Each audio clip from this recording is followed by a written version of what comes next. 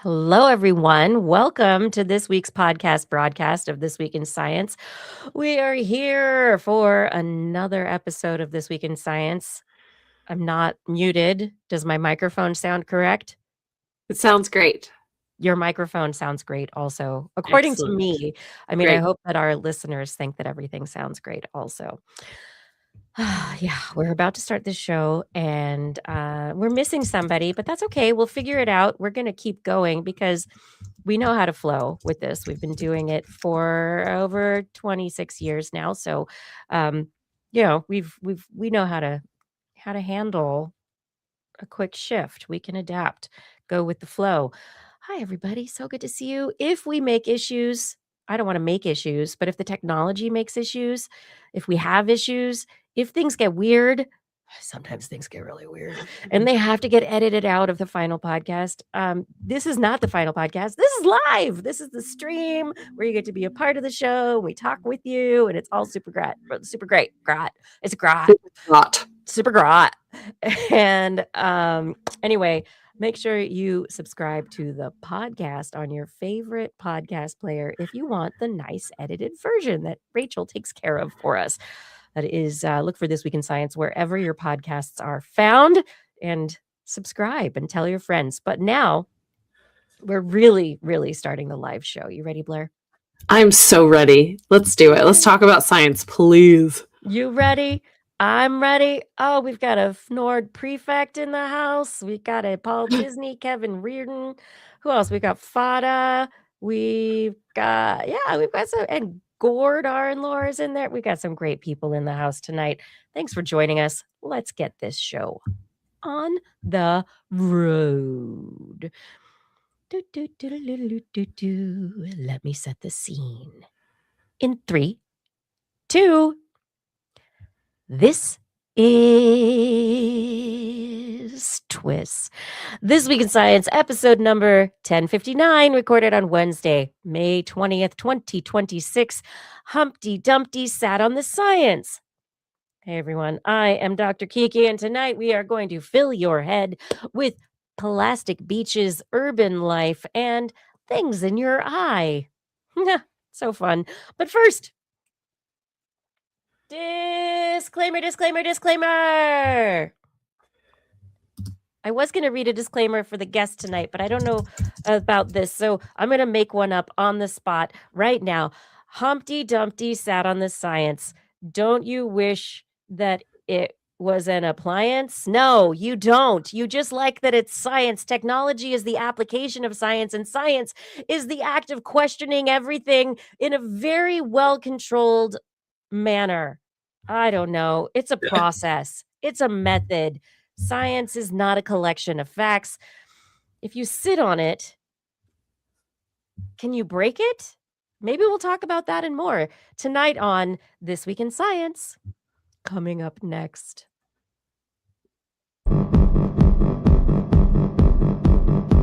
I've got the kind of mind that can't get enough. I wanna learn everything. I wanna fill it all up with new discoveries that happen every day of the week. There's only one place to go to find the knowledge I seek. I wanna know what's happening, what's happening, what's happening this week in science. What's happening, what's happening, what's happening this week in science. Good science to you, Kiki. And a good science to you too, Blair. And everyone out there, welcome to another episode of This Week in Science. We're rolling. It's so good to have you here tonight, Blair. I'm so happy to be here. I know. We can get through the week, be able to do all the things, and still show up. Sometimes we can't. Sometimes when we do, it just is magic and we just get to hang out together. So everyone who's here in the chat, who's watching live, or even if you are time shifting and you're coming across this later, you're taking the time and you're being here. You're choosing, and this is great. So thank you for being here. I hope that we will have, actually, no. I know that we will have a great show ahead. Yes, we will. Yes. So, Blair, you've been up to a few things in the last couple of weeks. Is there anything that you want to tell everyone about? Yes. So aside from just being absent from the show because I was terribly ill for just so long, over the last 2 years, I've been working on launching a new podcast. And so it actually did launch a couple weeks ago. Tomorrow, our third episode drops on Thursday mornings. It's called The Fantastical Field Guide. And I originally did it as a pilot during the Daily Tech News Show's experimentation week in 2024. And we had enough fun that we decided to do it for real. Thanks, Roger. Yes. Tom and Roger kind of said, hey, I feel like you'd have something to do here. And I thought about it, and it's myself, it's my husband Brian, and our friend Jesse, and we talk about fantasy animals. So mostly Pokemon is where we start, and then we add in Dungeons and Dragons. We had Poplars from Futurama on an episode, Godzilla, face huggers, and so they'll tell me all about those animals because they're both mega geeks, I say with the most respect, because it's quite amazing what's in their brain. And then I get to try to find good matches from the animal kingdom for some of the crazy adaptations. Kind of, for one, I think that people get really excited about fantastic animals and the cool adaptations or kind of things that people have written about them, and they feel very otherworldly. And I'm very excited to tell them about the crazy things that happen in nature. But two, I think a lot of these things actually did take inspiration from some natural animals. And so we have a good time kind of talking about what might have been the inspiration, what things might be similar. And then I usually try to throw them a crazy curveball. So that's always pretty fun. And we have a great time. It's a 45-minute long podcast. It's a nice little easy listen. Check us out wherever podcasts are found, or fantasticalfieldguide.com. fantasticalfieldguide.com. But there's also, you have Fantastical Field Guide. Are you on Instagram? Yes. Are you other places? Yeah, Instagram is where I've been posting. We talk about a lot of visuals on the show. So I post the some of the visuals that we talked about on our Instagram. While you're listening, if you want to see what does that look like that she's talking about, then you can open up our Instagram and I'll post those on Thursday and Friday. I try to trickle things in there so that you can check them out. So all of our visual aids are there, and then our website goes directly to our Acast, so you can find Spotify, Apple Podcasts, all iHeartRadio, like all the other things where we plop. Perfect. Our episodes are found where there. you plop your episodes, because that is exactly how a podcast comes out. Is it plops. When a mama podcaster plops out the baby podcast. That's how it happens. That's so funny you say that, because one of my Animal Corner stories tonight is about childbirth. Yes. Amazing. All right. So please give us a follow, listen, and please comment on our Instagram posts. Let us know what you like, what you think we missed. Just be nice. Please be nice. Oh, we're just having fun. Yes. Don't be mean. Just be nice. Tell Blair what you love about her podcast. But the biggest thing is check it out. Take a listen to Blair's Fantastical Field Guide. I've listened to a bit of a couple of the last 2 episodes, and they're super fun. I mean, face huggers. It's face huggers was like the last episode, wasn't it? And I mean, how can you go wrong with face huggers? Yeah. Hopefully you'll learn something about animals. You'll learn something about some of the background for some of these fantastical animals. Maybe you'll get interested in playing D&D or watching a movie or playing Pokemon. We love D&D. We love all the games. Yeah. I mean, imagine. That's really just a command. Use your imagination. Imagine. And it is clean also. I think that we were careful to we don't swear, and I try to keep things fairly PG overall. I can imagine, though, that this could be something that would be useful for high school educators or even middle school educators, as long as it is clean. Kids are watching Aliens younger and younger these days. I don't know. I was Yeah. shocked to find out, I tell you, shocked to find out how young kids watch some of these movies. Yeah, I agree. Yeah. Yeah. Anyway, tell your friends. Take a listen. Take a listen. All right. And now on the show tonight for everyone, we have science stuff. We like the science stuff. And I've brought stories about plastic beaches, things in your eyes, things in mouse eyes, and plants in your eyes. Also, medicine killing bacteria or bugs, however you want to refer to them, and some big eggshells. Ooh. Yes, that have I'm been excited for the broken eggs. open. Yeah. Yeah. What'd you bring? You said you've got birth, but what did you Yes. bring, Blair? What's in the animal kingdom? Yes. I have human childbirth is not that special. What? We're going to talk about it. And urban animals, they're tough. Oh, we knew that. Yeah. Yeah. But just how tough? We'll discuss. How do you find out how tough an animal is? Is this like the sharks versus rhinoceros? Still like Man, working at the zoo, I will say, just a quick tangent. That was my least favorite thing that kids always asked in zoo camp. if you put this animal up would against this, win? who's gonna A win? rhino or a tiger? Who would win? A shark or a crocodile? I don't know. How big are they? How old is each one of them? Are they hungry? Are they in each other's space? Is there a mate nearby? Right. What Or kind? is one I just a don't know. helper and one a predator? Like I saw a I deer. reject the premise. I know.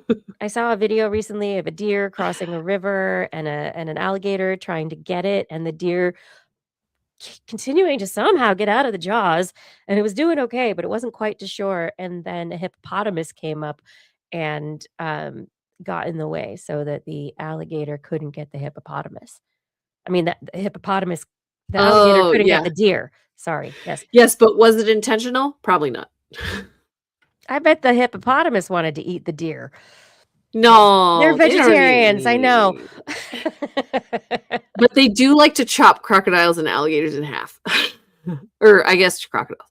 So There's there no it was. alligators. So yeah, there's a hippopotamus who was Yeah. like, hey, it didn't chop him in half. It just, everybody got away scot-free in that situation.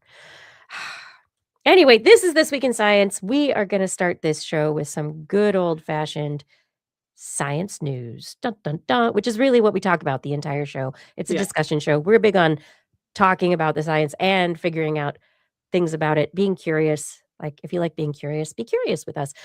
If you enjoy the show, make sure you head to YouTube, Twitch, or Facebook, where we are live every week, 8 p.m. Pacific time-ish. And our shows are then there where you can watch them, time shifted. Additionally, you can find us on all good podcast platforms, and our website is TWIS.org if you want show notes with links to stories and other great resources from the show. And as we are, I guess, moving forward here, I don't have anything else to say except, are you ready? Is I'm it time for the ready. science? Hit me with some science. Woo! Okay. So, news out of One Earth this week, an open access journal. Researchers looking at plastics on shorelines around the world. It's not microplastics. It's just plastics. What's there? What is threatening ecosystems? What's going on there? So these researchers analyzed litter across 112 nations around the world. And in doing this, where they were looking, they suggest that their sampling represents 86% of the world's population and where people show up, and also identified common items by their usage. So, what did they show? What do you think, Blair? What was the top kind of polluting bad plastic? Oh gosh, straws. Kind of. I mean, it's not straws necessarily, but food and beverage plastics. So The dominant or predominant plastics that they found on shorelines were food and beverage containers. So people going, hanging out, leaving their food behind, or even garbage that is getting pushed into waterways that ends up on the shoreline, or things that fall off of boats or whatever. The majority of in 100% of the nations, the majority was food and beverage. We then were Yeah. followed by plastic bags, cigarettes, fishing and shipping materials, foams, hygiene sanitary items. Apparel is way down there. Other kinds of containers, industrial waste, and gun cartridges are the very, very tiniest. But the fact that they could even pick up gun cartridges on the beach is a little bit wackadoodle to me. But I will say, when I've done a lot of coastal cleanup days over yeah, my what have you career, found? and it has been plastic bags and cigarette butts are most of what I've found. Yeah, interesting. The cigarette butts, I think, are less over the course of my career. I've seen less and less, which makes Which would sense. Less and which less would make people are sense. smoking, and I Yeah. think less and less people are throwing their cigarette butts every which where. So that tracks. Yeah. The plastic bags are constant, and I think it's because when they did a plastic bag ban, they just made more thicker plastic bags. But then they made the ones that everyone's supposed to use and keep. Yes. But then people throw those away too. Yes. Or They're people not. forget them or leave them behind or wherever. Yeah. I think lumping all of the food service stuff together, that makes sense. Also because cutlery's heavy. So if you're measuring by weight, the cutlery's really thick. Yeah. So that's Even with gotta potato starch contribute quite a cutlery, bit. Yeah. that stuff doesn't disintegrate that quickly. No. It's still very plastic. Yeah. Yeah. You want a potato starch or other starch that disintegrates with water, where it has like a time, it's like a time action, where when you take a time activated pill and it disintegrates over hours to become activated and release the Yes. products. Why can't we have that for forks or Right. straws? They work for the duration of a meal and then turn into potato starch. Yeah. Yeah, why do they need to last more than a couple hours? They really don't. They don't. Once they've got, yeah, they really don't. So, Yeah. beyond the plastics, they did look around the world at where different things showed up. And so we have these locations around the world where, basically everywhere that they looked, the food and beverage plastics showed up. But it became less and less in different materials, in different locations. Um, Straws, so they have the straws. They're really not the big deal. And they are the biggest deal in West Africa. They're not as big a deal as everybody makes it out to be here in North America, which I think is something that you know, these special items that people like to bring up for political uses, we need to be aware of the realities of the situation. Yes, it's garbage. Yes, we should be doing something about plastic, but it's not about the plastic straws.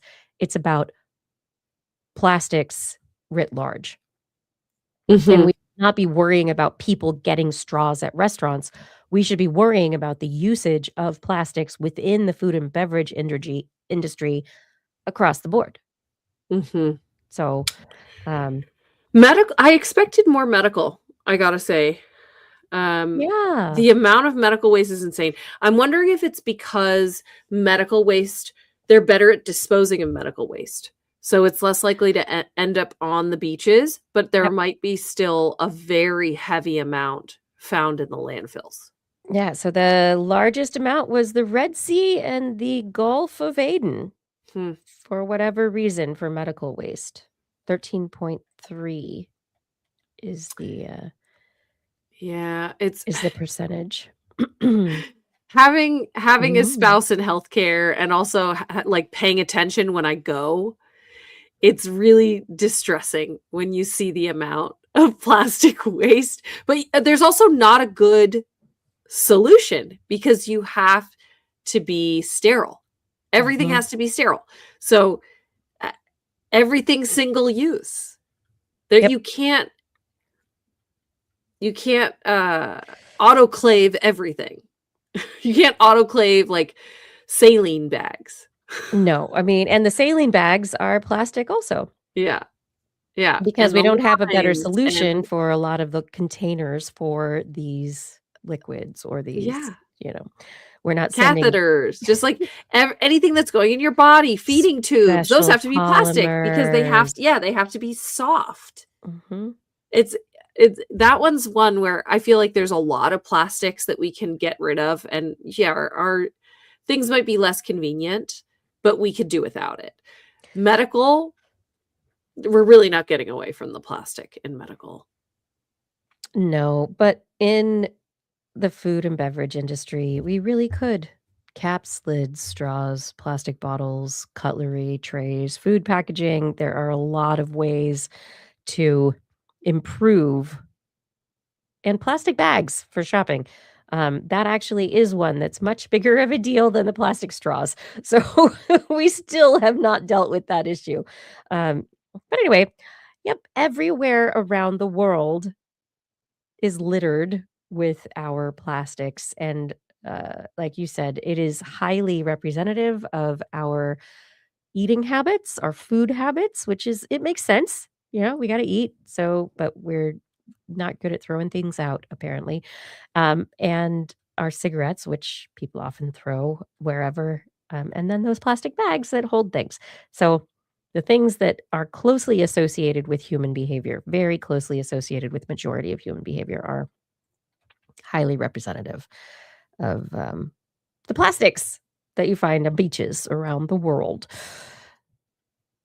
All right, Blair, you want to talk Yes. about something? Yeah. Yeah. Okay. So do you want to hear about birth or tough city critters? Which one? We built this city, Great. a tough animal. So as you might expect, I gave away the headline here because it's kind of a duh, but I wanted to explore it a little bit. Urban animals are tougher.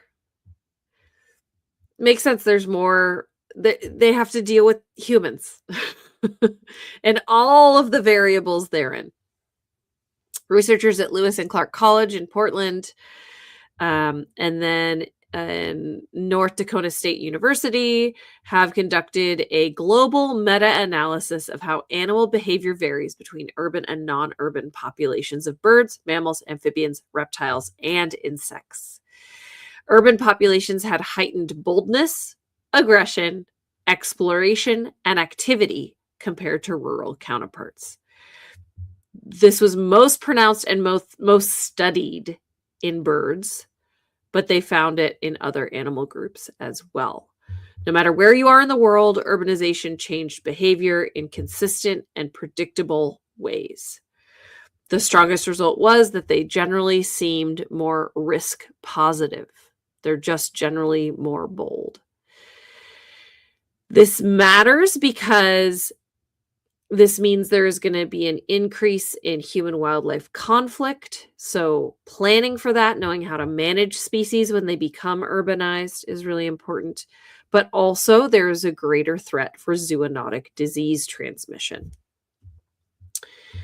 The very easy example of this is that, yes, there are still raccoons that live in forests. Okay. And if you went camping, what is the raccoon cartoon that oh gosh, the Japanese animator? are you talking about Totoro? No, it's not Totoro. There's a very interesting Japanese raccoon dog Oh, anime. It's very it just yeah, Mhm. I'm blinking on it right now. But yes, anyway, raccoons, they live in the forest. Yes. So if you went camping, if you backpacked in to a remote location and you went camping, a raccoon is not necessarily gonna come right up to you and try to take your food. No. But if you live in a city and you have a neighbor that feeds raccoons, you're gonna have a raccoon coming right up to your back door asking for food. Part of that is just learning that that's a good method, a good way to get food because there's reliable food nearby, but there Mhm. also is boldness. We are predators. We have binocular vision. We can hurt raccoons. We look Yeah. like something that could eat a raccoon. It is not evolutionarily a good idea to go up to a predator and ask it for food. Right. And so, uh, They haven't learned to be like squirrels yet. No, I'm kidding. Please. so there's a boldness there. So there's a Mhm. difference between like learning this behavior for survival and boldness, but I think that actually those two are related and that there's strategies for survival and there's just like, hey, we live around these people. There's no way to get around being around people. We're going to Yeah. be extra bold. Um Generally they did see this a lot more in birds like I mentioned. But they did make distinctions between fully urbanized species like seagulls and pigeons, Mhm. and then animals associated with more rural habitats, but are now being pushed into more urban areas, or those rural areas are being more developed. Those are things like whitethroats, yellow hammers, and red poles. Those are all birds.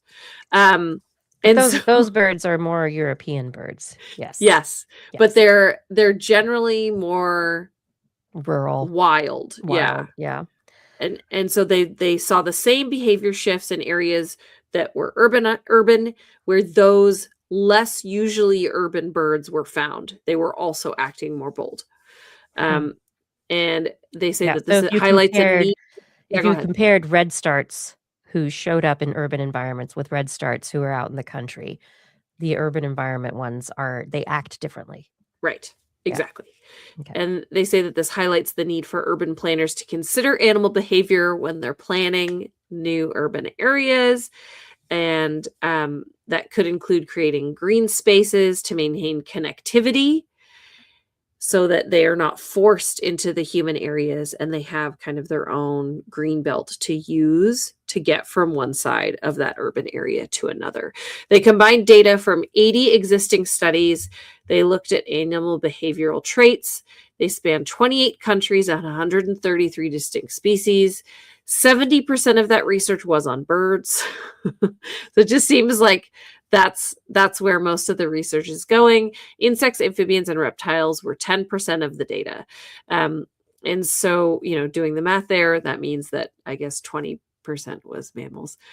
Um, Most species remain understudied in urbanization. I'm actually wondering if people don't study animals like raccoons because they're like, they're city animals. No, We don't need to study them. they do, but it's different. It's Yeah. and the way it's discussed is it's usually with respect to urban planning or pest management or yeah. Yes, Not in the exactly. So same it's way. yeah, they're Mhm, they're not I feel like that's kind of what I'm getting at is that mhm, it's just taken as kind of gospel truth that like raccoons are bold, raccoons are urbanized, raccoons don't mind humans, raccoons take risks around human activity.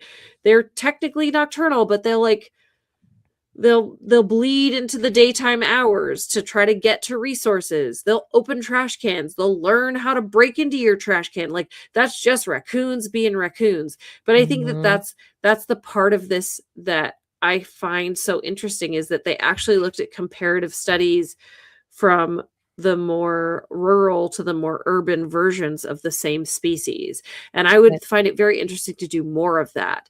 Um, of course, they need to be more bold to deal with us, right? That's just like Mhm. if you're going to be in the city with us, then you have to get used to it. It's so interesting though, like, we have the old, story, Country Mouse, City Mouse, right? Where the country mouse goes to visit the city mouse. The country mouse is like blown away at everything that the city mouse, but they both teach each other something, right? There's this, it's a funny story.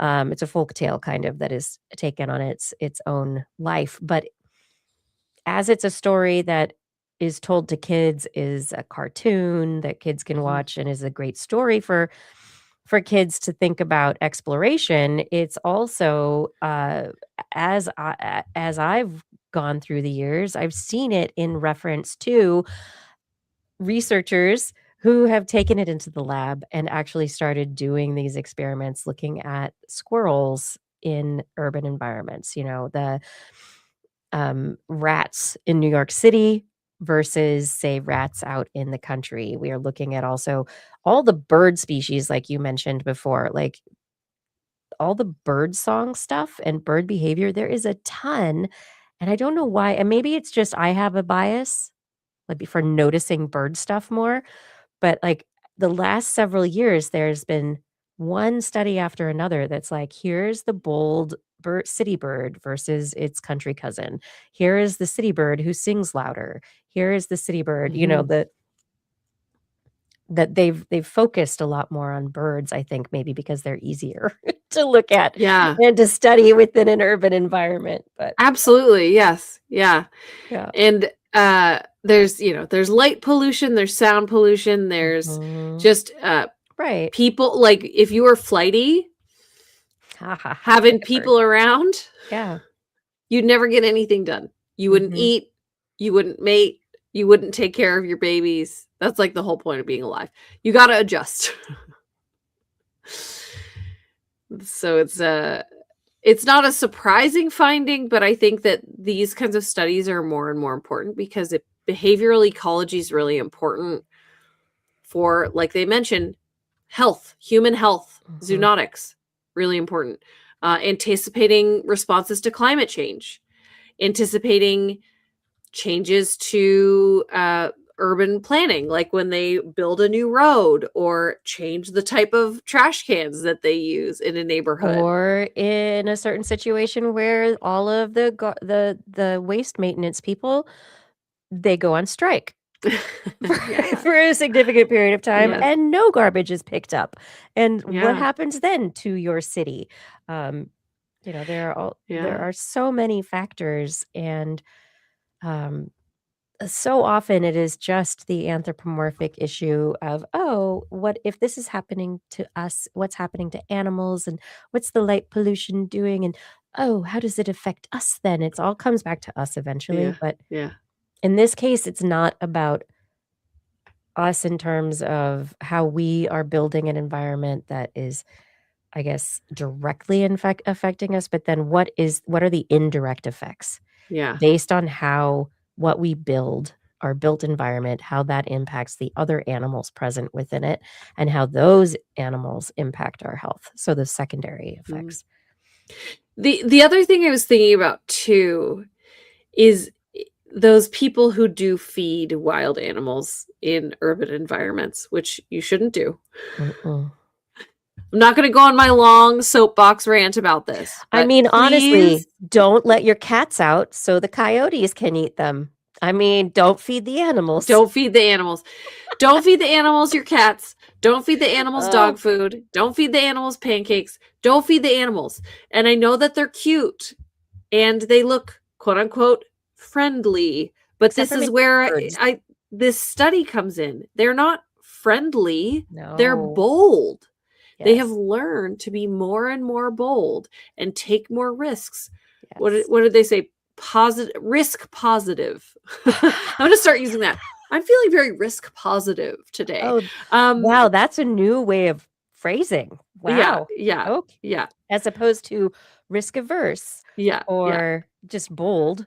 I'm feeling risk Or positive. self-destructive is the other one that I think you could use as a human. You could I'm call not yourself self risk dis positive. I'm risk positive. Yep, there we Yeah. go. But that's why they're doing that. So, in the overall kind of like education campaign, there's a million reasons not to feed wild animals. If you care about the animals, the number one reason is that you are actually going to do them more harm than good, because A, that's not what they're supposed to be eating. Okay. and B, you are teaching them to feed from you instead of from the wild. Yeah. C, once they are not eating in the wild, they are not fulfilling their ecological purpose in that space, which then cascades to other plants and animals in the area who aren't getting the functional benefit of those animals eating what they're supposed to be eating. Raccoons, for example, eat a lot of leftovers. They eat a lot of what other animals would consider garbage, and they actually help keep an environment clean. So if you don't have raccoons eating the already dead stuff, the carrion, the leftovers from other animals, the rotting plants, whatever it is that they decide to find and eat, if they're not doing that, then that can cause disease to spread in the wild. It can cause plants to not grow like they're supposed to, and then other animals don't have plants to eat. So there's lots of cascading effects to the animals themselves and to the ecosystem that they serve. From a human perspective, you are teaching that animal to approach people, and it is more and more likely that a person is going to get bit by that animal. Of course, that animal, if it gets caught, will probably get euthanized. So that's also not helping that animal that you're trying to feed. But those people could get sick because there are zoonotic diseases. Animals carry bacteria, all that good stuff. So, like, all of that to say, that was the short version of that rant. Don't feed wild animals. Don't let your friends or family feed wild animals. I know it's cute. Don't do it. But this is why. Walls. Don't do it. Yeah. It's not that they're friendly. They're bold. They are risk positive. They are doing anything they can to find food in the urban environment.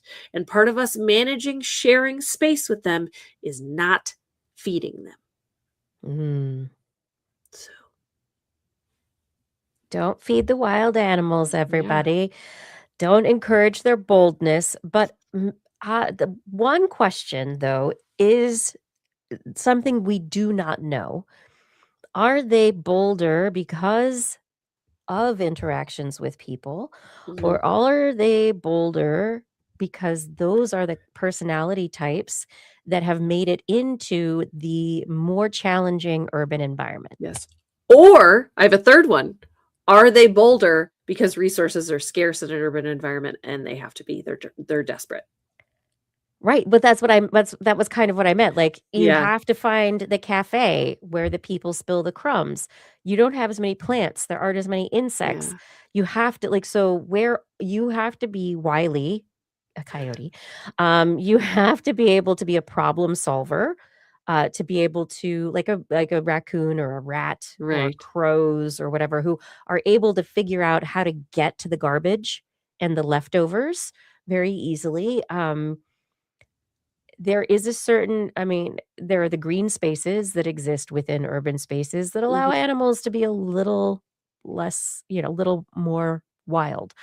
But is there something about, and we've talked about it in terms of the psychology of humans as well, that the environment that we have built ourselves urbanly, the urbanity of it has changed our psychology also. And so is it the same? Is it just certain personality types that thrive within urban environments? And is it the same for all social animals? Yeah, like That's the question.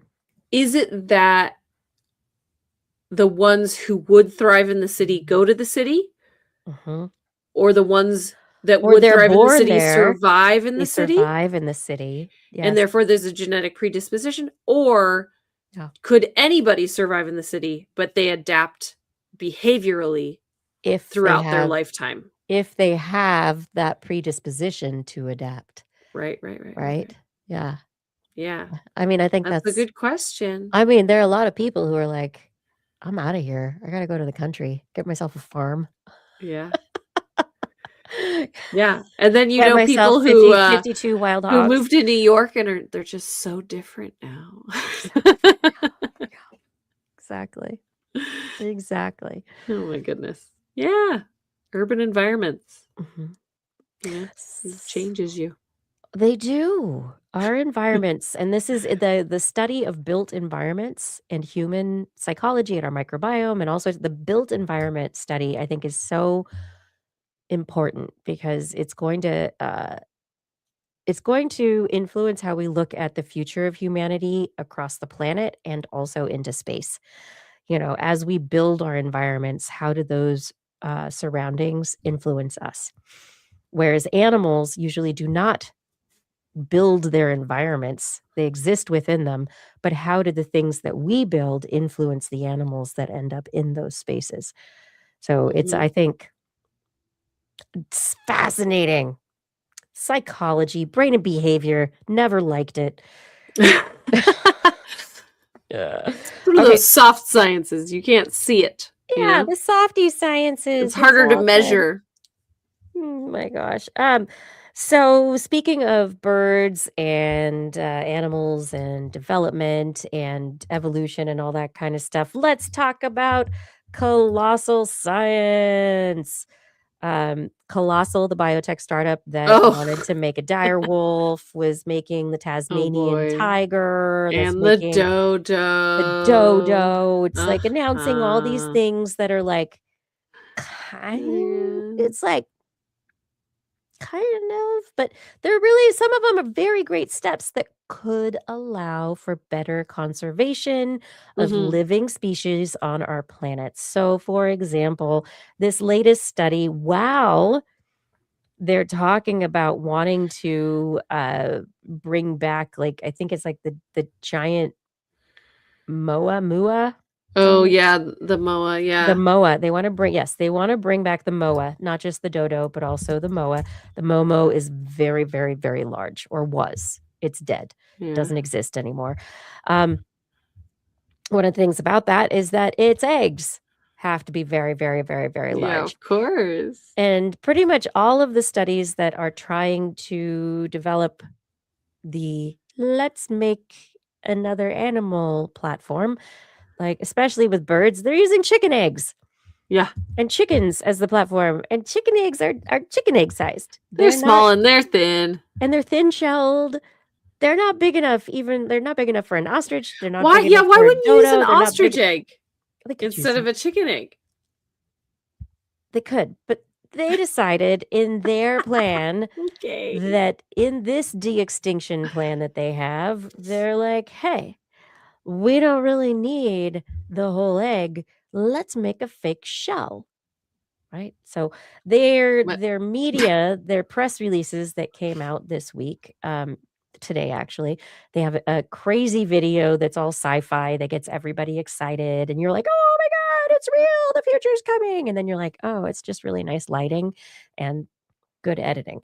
Um, but what they have done is created a 3D printed shell or platform for basically putting a bird embryo into a safe space. It doesn't contain all of the stuff Hmm, like the placenta or the yolk right. in terms of birds. It doesn't contain all of the things that it needs, but they were able to create a tension membrane Okay. that The is albumin or whatever it's called? it's like outside the albumin. So, you have the shell, and then you Yeah. have the membrane that Oh, is yeah, what is that? Doesn't that have a within. name? It does. I'm looking it up. It's a respiratory membrane in the avian egg. Um, so anyway, they, Oh, it's just called the eggshell membrane. eggshell membrane, there we go, yeah, Okay. so they create a device. It's a 3D printed device that is lined with a membrane that does the oxygen exchange that membrane within the eggshell between the albumin and the shell actually takes care of. And so that's one of the gas transfer is one of the Yeah, big that was my problems. first question. Yes. 'Cause the I don't know, butt of the egg, the Mhm. flatter end, there's it's extremely permeable, and that's where the air pocket develops. Yes. So this 3D printed shell is permeable enough, is what they're saying, for that to happen? Yes, and Huh. they were able to, develop embryos to chick stage, and so they were able to 3D print these devices, and they could probably be reusable, but they were able to create them in such a way that the chicks grew to What? full gestation, and so they were able to, quote, unquote, "hatch" the chicks from their fake eggshells, from their 3D printed eggshells, and they pulled the little membrane off the top of them when it was time for them to come out and go, "Peep, peep, peep, peep." Um, Oh, it's open like that? There's no, like, yeah, lid? there's no lid because there's really no reason for Oh, a full shell as long as the gas transfer membrane I is see. complete. The So I shell was is picturing protective, but can the I membrane is the most important. can I tell you what I was picturing? Mm-mm. The you know those reusable water balloons? What? You don't know? They're This Mm-mm. looks like, do you remember those things that we used to play with when we were kids where you flip them upside down and you put them on the table and then they'd, like, pop up? Oh, The yeah. little half circles, right? Yes, yes. Okay. So they make now reusable water balloons so that you don't have balloon garbage everywhere. Speaking of plastic pollution, that basically looks like two giant of those flippy things that seat in each other, Mm. and so they're like Like, do they still silicone. splash on you and get you wet? And They are they open up. okay when It's you're hit? very different, but Yeah, it's yes, they're different. soft Okay. and they open up. They just kinda crack open. But that's what I was picturing for this 3D printed egg because it sounds reusable and, like, you'd have to open it to put the embryo in and then close it. And Mm. so, I was that's what I was picturing, but the fact that there's no top on it is, like, especially weird and sci-fi to me. Like, instead of having a lamb bag, you have, like, a lamb The lamb bag for bowl? babies, that's right, I remember those stories, yes.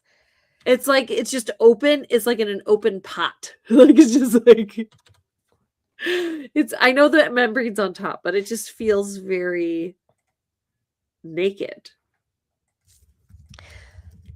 I can understand that.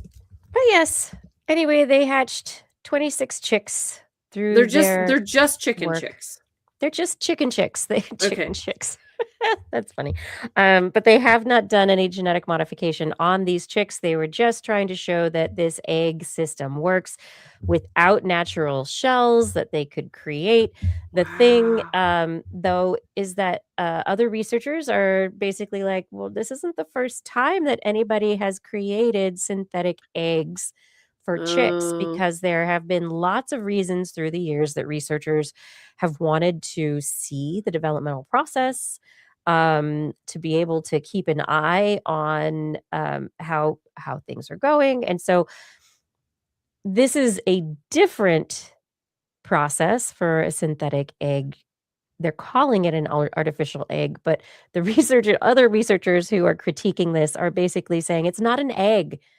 It doesn't have all this stuff inside of it that a chick that turns into a chick, that supports a chick. It just is the embryo and then the membrane, and then they, like, pump it's like, cell culture, but with, like, a pretty top on it. Um, Oh, interesting. yeah, and so it's a support cup, and they put stuff in it, but it doesn't yeah, so they're basically like the criticism is that this isn't an egg. It is like an eggshell Okay. or like the egg membrane, but it is not calling it an egg is, you know but nobody cares. Yeah, I mean, the Nobody cares, a I'm chick gonna came out of it. say what I care about in this case is that it doesn't really matter if you can call it an egg or not. What matters is, could you use this to grow a bird? And if you Mhm, could, then and it they did. serves their purpose to try Yes. to de-extinct the dodo or the moa. All that to say, I think that's all BS. And, I'm just trying to figure out if Colossal is trying to leverage this sci-fi take to get money to help save animals, or if they're really legitimately trying to do this sensationalist stuff. And I still can't really figure that out.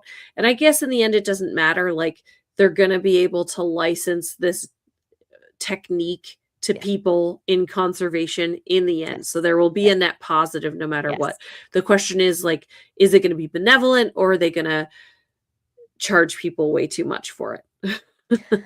Yeah, I mean, it is one of the big questions, and having met one of the people involved in the VC firm involved in, one VC firm involved in funding Colossal, they come from a science background, they come from a background of wanting to do good and do science, and so, I want to attribute all the best factors, right? All the best traits and purposes. But I think that is in the end, are they using sensationalism to get us to a better future? And if Yeah, they I don't are, know. that's awesome. Yeah. Oops, we didn't get to reanimating all this stuff, but look, we saved all these Yeah, animals we and saved the white rhino. made all these new technologies in the meantime. I mean, that's great. Yeah. But if it really is about, profit and Mhm.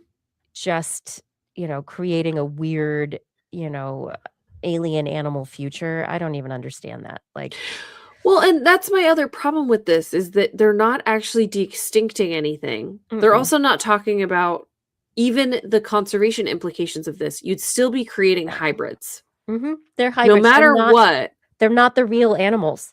Colossal works in hybrids. Mhm. That's what they do. Yep. Even if they're going to quote unquote save the white rhino, they're going to have to split in other rhino to make Mhm. it happen. Yep. That's Exactly. they're not going to make a dodo. They're Or going to it'll be a make rhino from a cow. right, exactly. They're Right? going to make a dodo chicken ostrich something. It's like that's fine if that's the future we're moving towards or a bunch of laboratory animals. I mean, that's what we did Mhm. with plants. That's how we got broccoli. So who am I to Mhm. say, really? Right? Right. We've gotten great things from hybridization. We have gotten great things from big big goals that have other things have come in the process, right? Like you sometimes you don't know what you're going to get and sometimes you are able to seed some wonderful ventures, but yeah, I think we're not alone in our questions, which brings me relief that not everyone is just, Mhm. you know, not everyone is bowled over by the sensational language these days, which is Yeah. a little bit exciting. Yes, Brian Burwell, let's make chimeras. Let's Yeah. go. The only thing about that makes me really Bring sad back is the that I don't unicorns. know, I've like built my entire personality around talking about animals and their adaptations and their evolutionary Mhm. history. And if we suddenly have all these animals running around that we just made cuz that kind of changes everything. Yep. There's no evolutionary history, there's no adaptive radiation, there's no, adaptive pressure. There's just things that we decided would look cool. But I mean, Blair, dogs. Yeah, I'm not going I mean, around all of our spending all pets. day All talking to people about French bulldogs and why they look the way they look because the answer is because someone thought it was nice. Like Mhm. that's the whole story. So many of our pets, so many of our plants, so many, in our domesticated urban world, the reality is that humans make so many things because we want to, without thinking about consequences for that animal, for that organism, or for the world at large. Yeah. And I You think you mean we've all spent so much time thinking about if we could that we never really thought about if we I should. mean, let's go back to the South Park episode with the monkey with 4 arses. I don't know, was that what it was? 3, and then it Yeah. was 4, Yeah, I and, don't I don't remember. I know there were several. but that's that old episode, it really gets at that question of just because you can, should you, Yeah. and what is it and what happens to those animals, those organisms, everything, and how does society react? But then at the same time, we are living in a world where we're becoming more and more aware of the fact that we are actually connected to it, whereas in the past we used to think we were special. People still like to think that we're special, but more and more people Yeah. are actually like, no, hey, what we do matters. Um, and so I don't know. I'm just glad more people are thinking about consequences than they used to. Mm. Some Some. are. I said more. Yeah. More people Yeah, are. I think that's generally true. I hope that people have that in mind when they vote. That their actions have consequences of some sort. It's up to us, everybody. Actions have consequences. What Yeah. about childbirth? Oh boy. I have a lot to say about this study. Okay, let's go. The University of Vienna says human childbirth is not uniquely difficult among mammals. Hey, Kiki, what do you think about that? What? It's not? So I was under the impression, and I have a feeling that you were too, Kiki, that humans are kind of ill-adapted That to we're give bad birth. at We're bad at actually birth. the birth. Yes. Yes, for a bunch That's of why, reasons. like, so many women die and Right. A lot continue of women to. die. Yeah. Yep. A lot of women continue to die. Our babies are birthed kind of par-baked, which is why they're so they now call like the initial few months of the newborn phase the fourth trimester, because basically like the baby should have stayed for a 12-month gestation, but I they think get too that big and we have to give birth. I think I had And Kai they right die. around the time that they decided that was a new Yeah. thing. And I was Yeah. like, "Oh, what? Nobody told me that." Okay. Yeah, and it's for real, man. Like anyway. Because we're bipedal, our whole body plan kind of changed, because we are upright and our head is upright and our spinal column moved and all these sorts of things. Our birth canal is kind of a mismatch to the size and shape of an infant human. And for all those reasons, childbirth is really difficult. Also, like, we only have one usually, and they come out different than a lot of other mammals come out, and yada yada. Anyway, all that to say, we're bad at birth, and in all of the like pre-birth prep that I did, my classes in the hospital, like the books that I read, talked about how the way other animals do the act of birth is also very different from how we do it. And long story, but until I think Louis the 14th, women didn't give birth on their backs, and then they started giving birth on their backs because he wanted to watch. Anyway, That's where that but before that, like, birthing stools were very normal. Like, so also, other mammals will like walk around or and get up and midwives. lay down and get up Yeah. and lay down and Mhm. change position and They do move all sorts around. of things that like we just lay on our backs. Which, thankfully not everyone does We that. don't I was do that able to get up and anymore. move around Yeah, and it's not anyway. yeah. It's So better now. also, like, a lot of people get epidurals when they give birth because it is so painful. So painful. And that we don't think there's that much pain going on with other mammals, because they're like up and around. Like, there are animals that give birth mid-migration. Like, they just keep walking.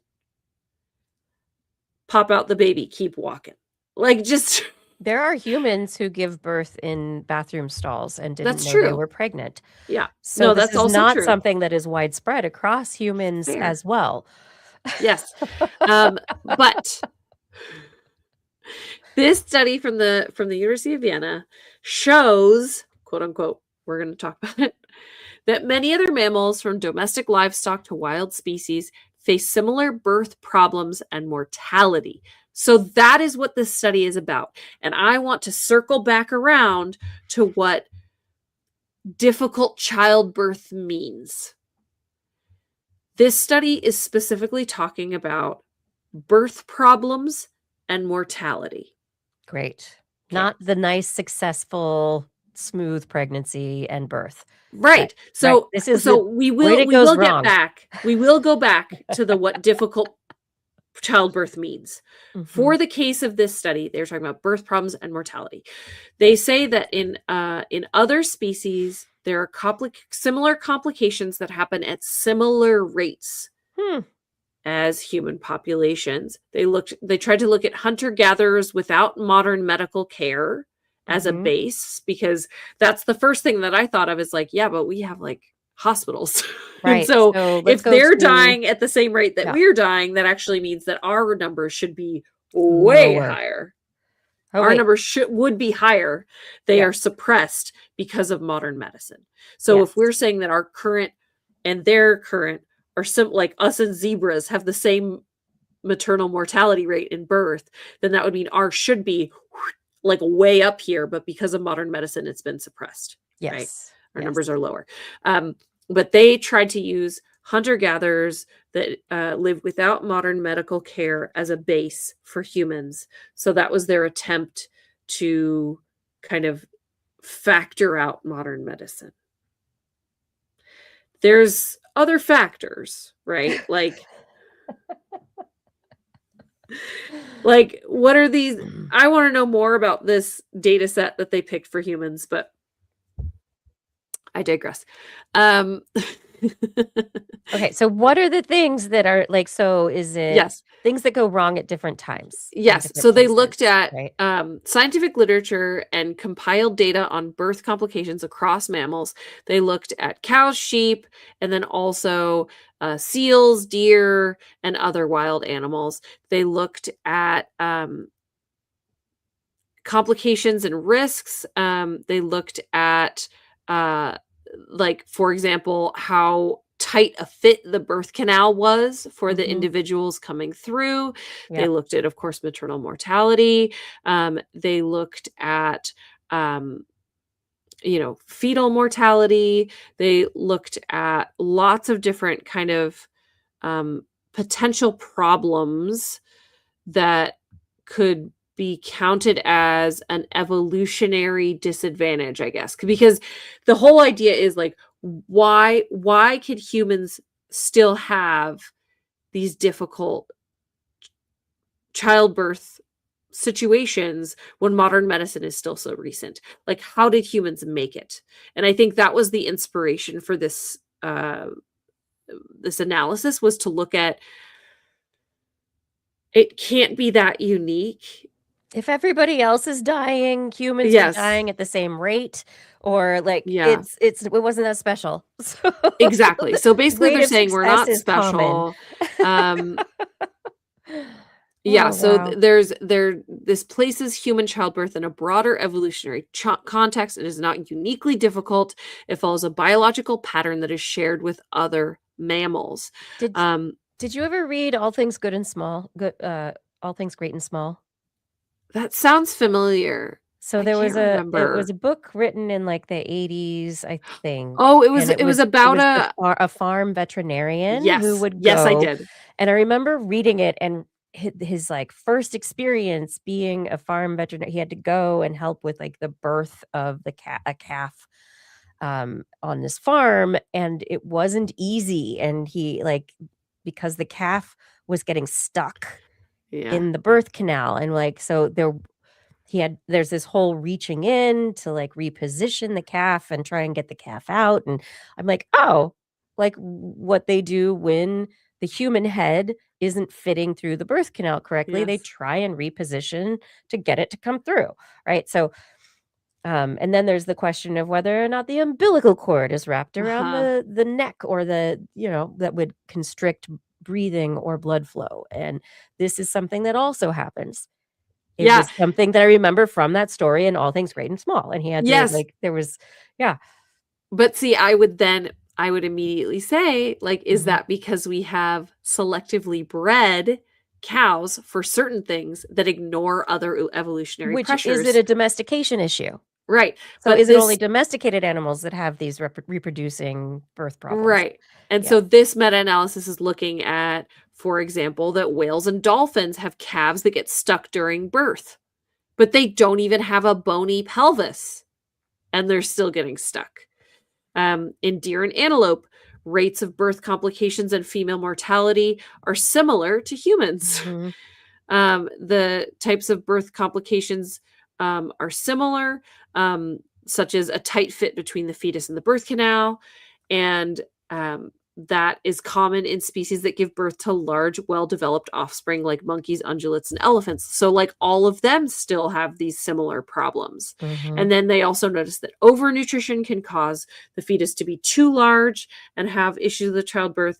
And then undernutrition can cause fetal mortality for the Mhm. babies to come Before. out and not survive. Yeah. Mhm. So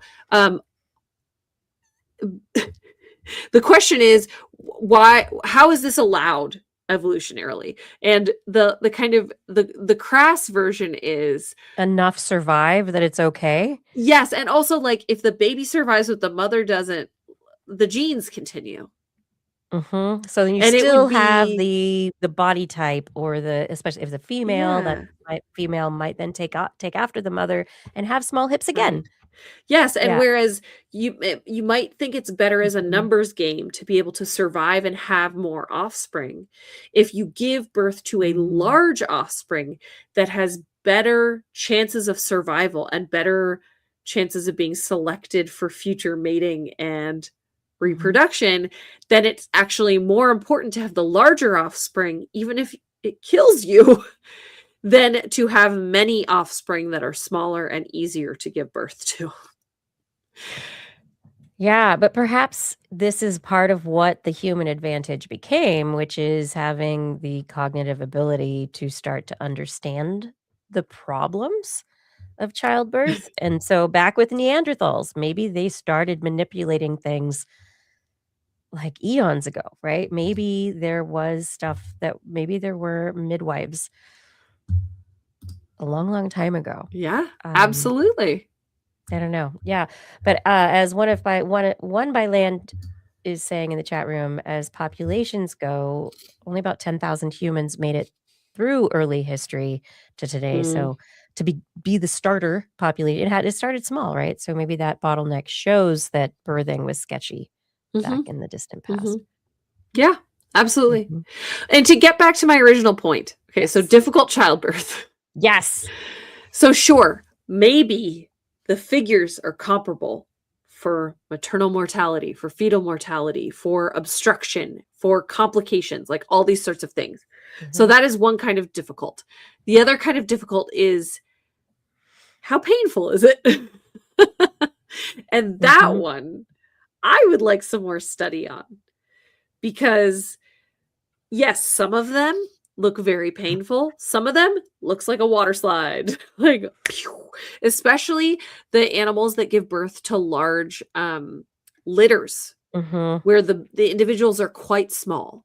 Like if you look at, I would wager, I haven't done the math, but I would wager that if you measured a puppy's head, not a bulldog or a French bulldog or a pug, like a golden retriever.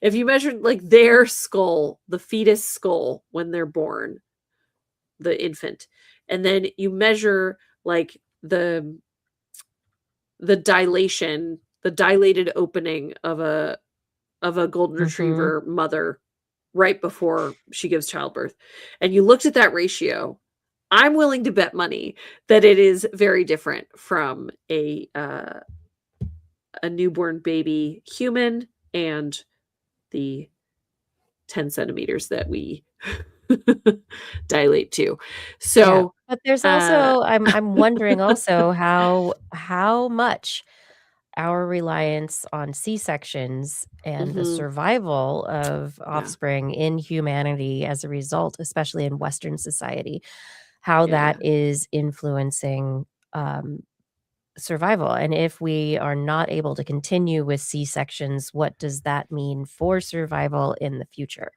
Yeah. Well, What's and the gonna other happen thing, with death or birth rates if everything changes? yeah, You yeah. know, I mean, it's a The other thing I think was thinking about. about is just how long it takes to give birth for a human. It feels Mhm. long. Like, It can be very long, it can be very short, it's but it can be days. so It's not always just simple just an hour and it's done. I gave birth without any medication, but it still took 16 hours. Oof. And I think that's the part that, like, I don't recall mammal birth taking that long. No, you can't because you're then, You're on the move. predators can get you super easily. So being able to take that long for birth means that you're protected, that you're Yeah. within a social structure that is containing you and protecting you. Otherwise, you can't do it out in the wild on your own. Yeah. You know, that long of a birth, unless you are on the move and finding a safe place and, like, protecting yourself somehow the whole time. Um, yeah, Yeah, I think that's I the find it part of this very study that I interesting. have trouble with is, like, what does difficult mean? Because also, like, think about how It's on the it's originally species. the Yeah. pelvis position that we were talking about at the beginning. Mhm, Think about the pelvis of a quadrupedal animal, and then think about the pelvis of a human. mhm, And they're just very different. And so, if you're listening, I'm kind of going from like a butterfly, ours is like a butterfly kind of, and then I'm turning it into like like a bowl. And I just feel like successful, not successful, fine. But I also think that the it's what you're talking about, Kiki, the fact that, like, we lived in villages and we're mhm, protected and we have all these kind of support systems allowed for long drawn out and potentially more painful birth to mhm. happen and to maintain Yep, without evolutionary pressure. And I yep. think that that's the part that, like, if we can measure the pain, I'm very curious what contractions feel like to a giraffe and if it is Probably comparable. comparably terrible. I I mean, suppose. I'm gonna say comparably terrible. We just it how do we it's just how do you perceive and think about the pain? Yeah, I Like, is a don't know, giraffe but thinking about it the same way? I yeah, are they mean, barfing while they're in probably, it's just like, probably. I mean, but maybe. do giraffes barf? For sure, That's everything a really barfs. long neck. Yeah, but they chew cud like a cow, like, they Is have that it multiple stomachs like a in cow. their neck? No. Do cud-chewing animals who ferment barf? Yeah, that's They don't basically what it is, they're barfing into their mouth and then chewing it it's and then not the same. swallowing it again. It's not the same. That's not the same. It's similar. It's not the same. It's That's a it's not the a it's a same. it's a foregut. Anyway It's anyway, pre-barf, basically. I find it very interesting to be looking at these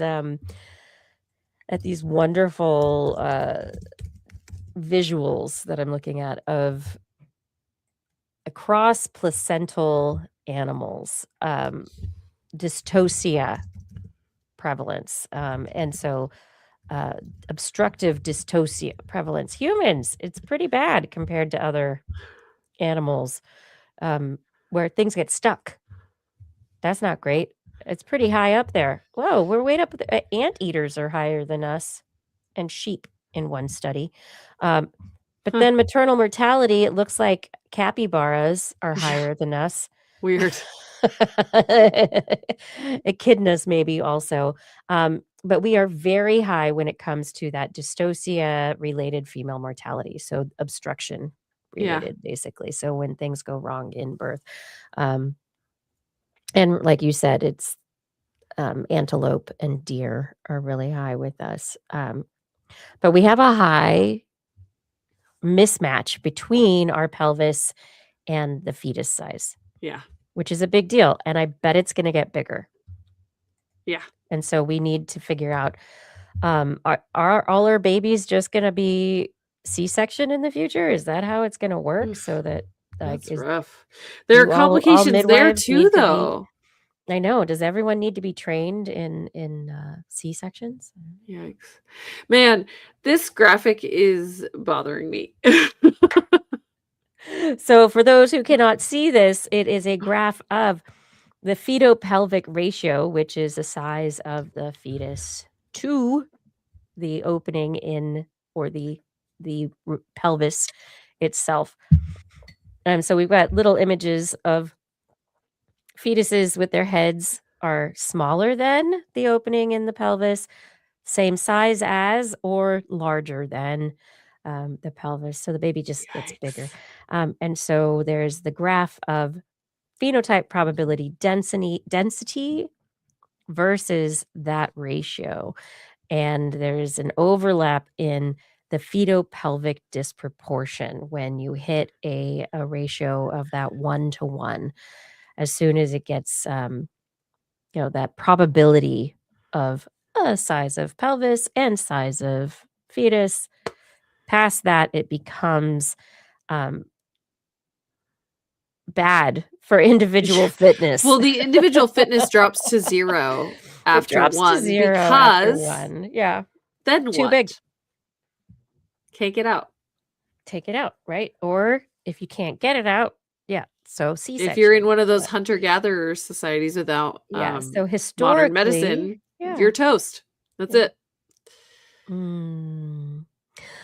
Oh, fun. What fun. This is a great study. Yeah, I mean, Humans it's just are an not interesting thing to think unique. about. We're not Birth is unique. hard. Birth is hard. However, Birth is don't hard. expect to do what an elephant or a giraffe does, is all I'm saying. Oh, We don't know if it's the same. It's probably not. and this is a rabbit hole that I don't know if I mentioned it last week or I ran down this rabbit hole that offended me, appalled me, and it's the wild birth movement. Okay. And oh no. it's I appreciate women who want to have a midwife or over a doctor. I appreciate the different ways that in our choices that we make, we can choose to do what we want. But it became a cult, the wild birth Oh no. movement, Is this and giving birth in the woods?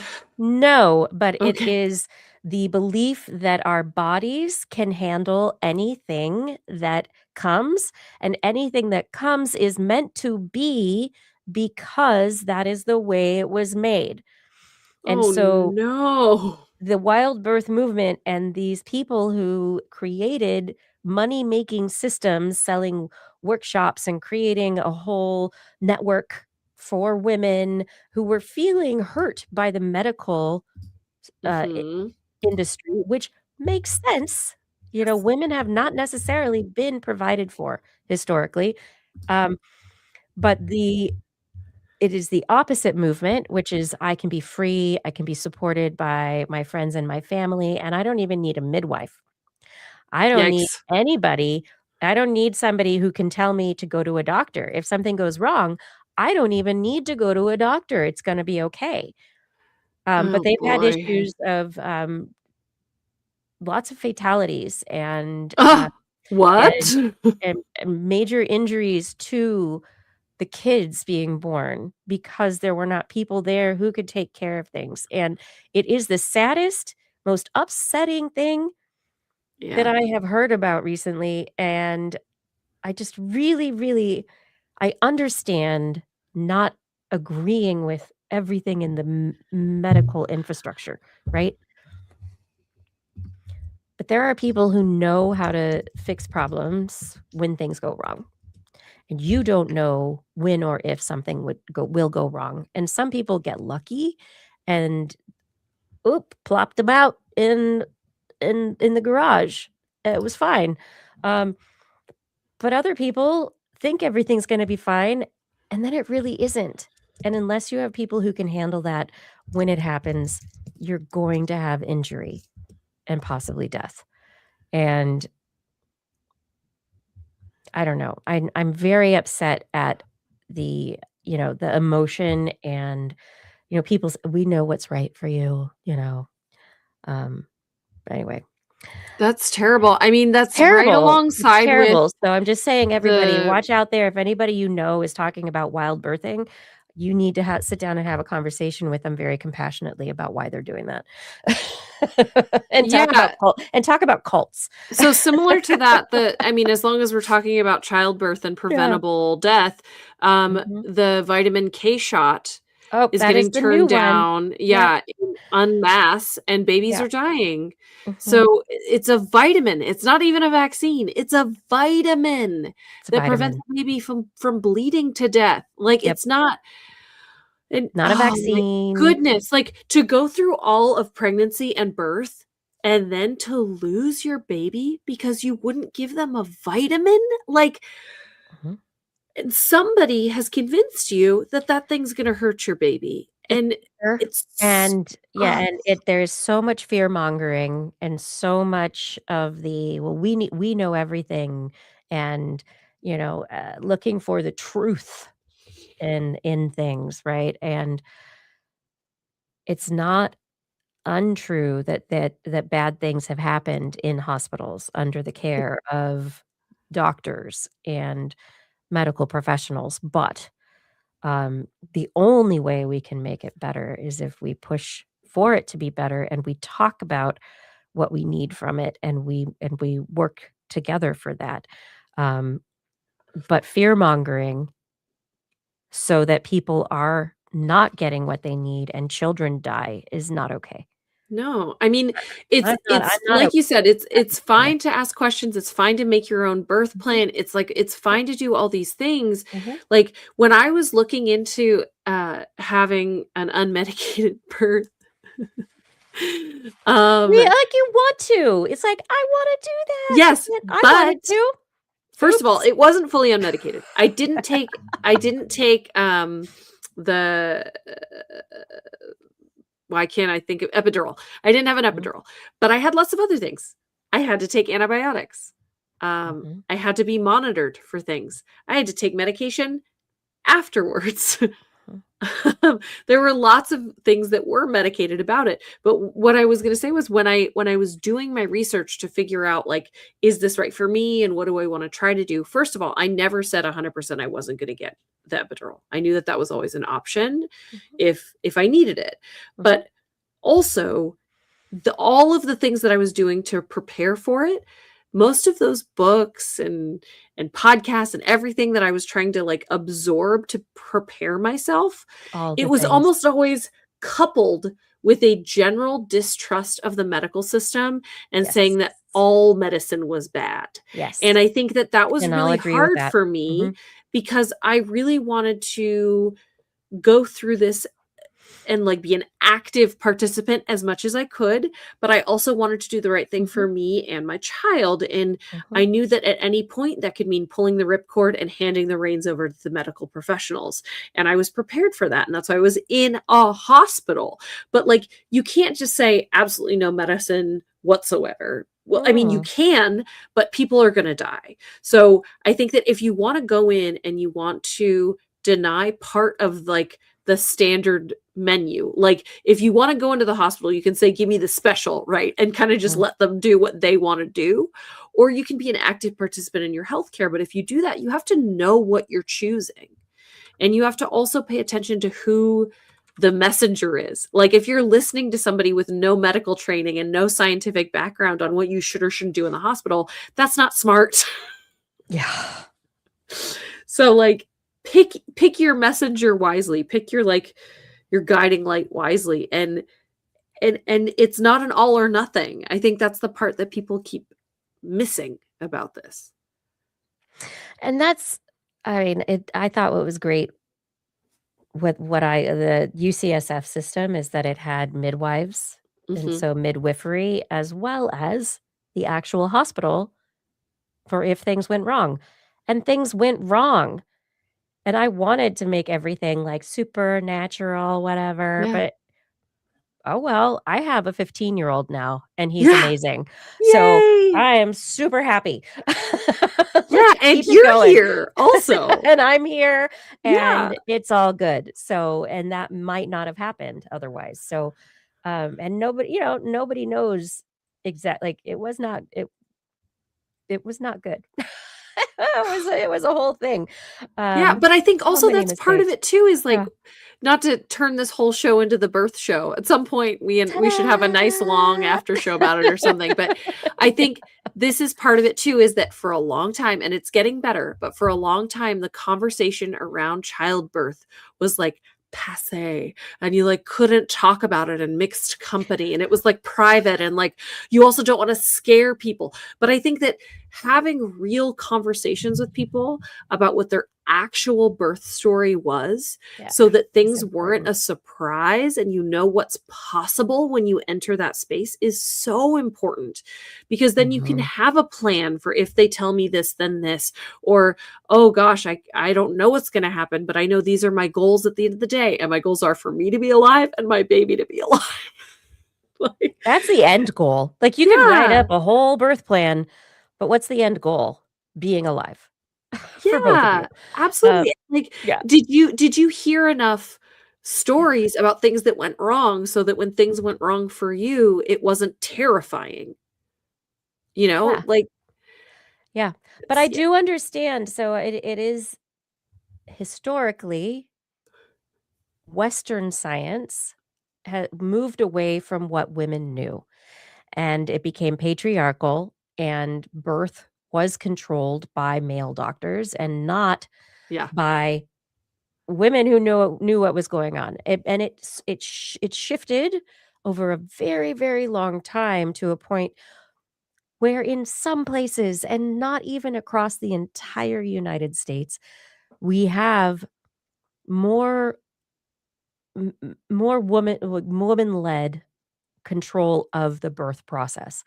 And I think it's amazing because you have the ability for a mother giving birth to say, I want this, I don't want that, education to take place so they know what options they have.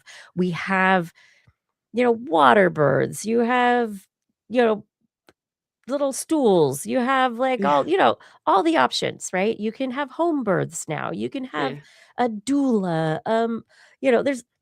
There's all these things now, and maternal birth rates are down. I mean, are up. Mortality is down. yeah. Aside from, in Black mother populations, it is still 30% across the United States, which is way too high. God, Like, what the heck? that's Um, wild. it's because that's a lack of care, Yeah, and that is actually like that is racism right there. yeah, oh, for sure. Um, and that's absolutely what that is. That is, Yeah, that's you know, well documented. that's systemic. Yeah, Um, and we could fix that. And recently, along with the vitamin K stuff, there was also commentary made by Pete Hegseth and others when they were doing like a whole women's health um, initiative that they rolled out at the White House. They talked about the crisis in maternal mortality in rural areas, which they meant, like white women in rural right. areas, Yes. but the actual mortality rate in the Black female population is much higher and much more of a crisis, and they didn't Mhm. mention it at all. No, So well, as they've mentioned out loud, they're more Mhm. concerned about white babies. Oh, and they're also more concerned about the male fertility crisis, which Yeah, oh, great. apparently the sperm rates in teenage boys in the 1970s are lower than like those of adult men now. There are no studies. This was like a made up whole heart. Like, who is comparing teenage Ooh, boys from the 1970s to like, yeah, no. It weird. is Well, known it's for a all, fact no, but it's known yeah, factually that sperm production rates decline over lifetime, and so if we're yeah, of talking course. about teenage boys in the '70s to those same guys right now, hi, guys Yeah, watching, um, you're gonna have lower sperm of production course. rates in your 40s, 50s, 60s than you did when you were a Yeah, teenager. That's just the way it goodness. is. Um, Okay. But anyway, the factual basis for so much of these political pronouncements that are coming out that are supposedly related to bettering our public health are specifically misrepresentations, and they are not okay. Yeah. Yeah. And so we've turned in like I this is where the science mixes with the politics and Yeah. where it is not okay, because what's actually happening is we're gonna end up with more people dying. We're gonna go back in history. We wanna go back to the 1950s? Uh-huh. Wanna go back to 1776? Well, people are gonna die because that they did Oh, back for then. sure. Like, more I people died mean, then, so yeah. let's go do that. Okay. That's yeah. My hair's falling out of my Yeah, I know. braid because I'm, like, so, like, worked up right now. I know. It's just I all we don't can want people to do die, I wanna help people. is support our own communities and the people that we know and try to redirect misinformation and be there. And also, what I was getting to before is like, if you're comfortable, share your own stories with fertility, infertility, childbirth, pregnancy, like share that information with each other, because there's this weird misogynistic thing about these topics being, I don't know, sexual or like passe or whatever. Oh, that's That's just how we totally grew up. inappropriate. That's how But we it's grew up, Blair, but in the yeah, 70s, like, you you weren't can't supposed talk about your you couldn't feminine talk no, area. you couldn't talk about this stuff. We can talk No, about it but now, it's okay, but now is the it's like time. yeah, it's Have those yeah, it's fine. conversations, because that's when you're going to hear your Yep. friend or your family member is going to go like, "Oh, I heard this thing about like vitamin K shots," and you'd be like, "No." This I this want is our opportunity to nip these things in the bud and literally save lives. I think I mean, this is why I wanna talk about this, because I think it is Yeah. important not just for women who are talking to other women about their pregnancies or whatever to be like, "Oh, yeah, girl. Okay, girlfriend, blah, blah, blah." I mean, it's great. Sharing is caring. But it's also important for everybody else in the audience to be sitting and listening and saying, when they hear somebody talking about something, to be able to respond to it and have understanding and compassion and say, "Yeah, no, actually, those vitamin K shots, we don't have to do silver nitrate in the eyes anymore because there were bad reactions to that in babies. And so now we actually have erythromycin and we have the vitamin K shots and we have things that babies react to much better that actually do not cause reactions that are great." So, yeah, like this is why. Hey, Stan Angle, guy watching. Nice to see you here. I like that there are guys watching. It's great. We're just telling you no thing. We're gonna move on now Yeah. from Yeah. this week in I'm all done. birds. You Yeah. done? Yeah. The animal corner took a strange turn this week. But you know what? It was Mother's Day Every recently. animal has babies. It's like So everyone poops. Everyone has babies somehow yes, or another. Like I it's recently saw part of it. somebody said the entire world is made up of mothers and their children. It's true. So happy human belated Mother's Day, everybody. Happy belated Mother's Day, Blair. Yeah. Seriously. It is. Every person here in the chat or listening has a mother or did, whether or Yes. not you like that mother Yeah. or love Or you any ever knew them or not. or ever You were knew them. birthed. You had a birth. They had a birth. There was a thing. You survived. Congratulations on surviving. Survival is a whole thing, and so, we've talked about microbiomes before on the show, and this Mhm. study I thought was very interesting. It's in Cell Reports this week, related to the application of medical science to indigenous populations in the Amazon, those that had not ever really received antibiotics, ivermectin, antiparasitics, various interventions that we know within Western science to improve health.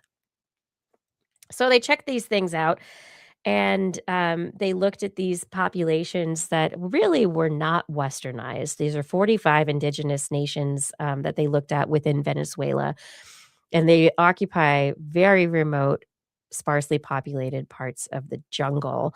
And they usually use ancestral knowledge to be able to treat parasitic infections or viral infections, all sorts of things. But hey, this research, they were like, well, what happens to the populations if we start actually applying medical science. I just pictured a scientist showing up to an indigenous population wearing a trench coat and going, "Hey, psst, Psst, I got some you want for some ya." antibiotics?" Exactly.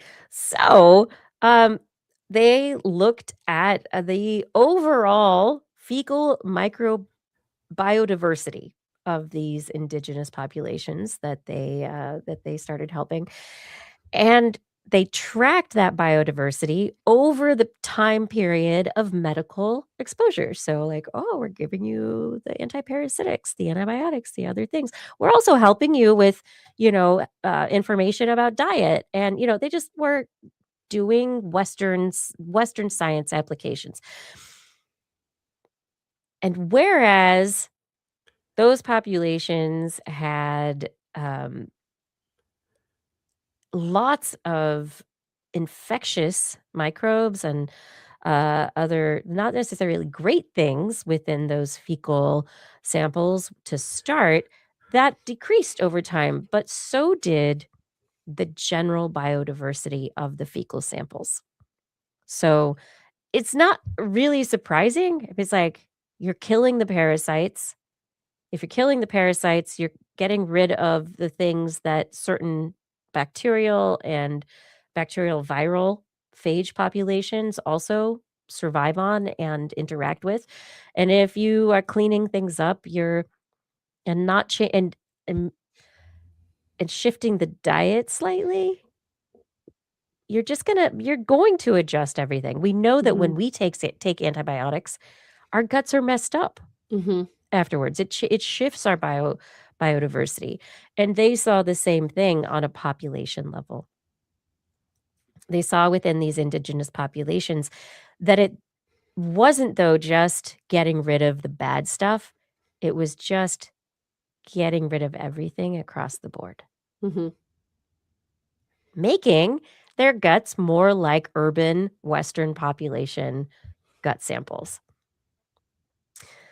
So the question is, were they doing better survival-wise beforehand with Oh. their adapted bacterial populations and the way that their, indigenous knowledge, allowed them to treat things or not within the populations? Or are they overall doing better in the jungle, still living their indigenous lifestyles, yet with now a limited Hmm. biodiversity in their guts? Hmm.